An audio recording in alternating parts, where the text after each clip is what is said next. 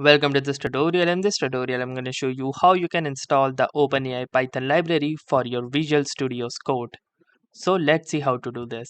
So if you don't know about this particular library, this library allows you to facilitate interaction with the OpenAI API from Python applications.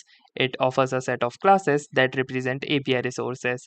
So basically, this is when you want to integrate the functionalities of OpenAPI into your Python code. So let's see how to download this particular library.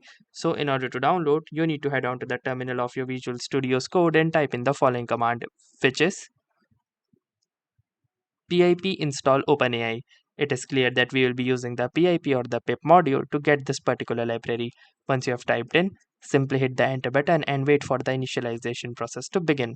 This includes the downloading and collecting of the packages, and after that has been done, it will try to install them into a system. So let's wait for the same.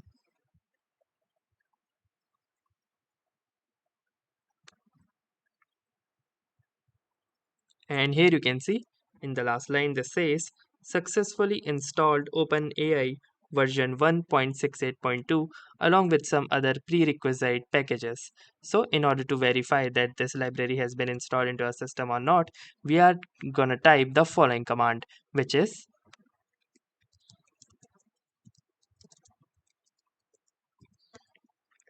pip show OpenAI. Once you have typed in, hit the enter button, and here you can see that it has retrieved me with the version number as well as the location of this particular package or library where it is present. So that's how we can confirm that this library has been successfully installed into our system. So that's it for this video. I will see you in the next one. If you like this video, make sure to hit the like button as well. Comment on this video, share it, and don't forget to subscribe to our channel. Thank you for watching and have a nice day.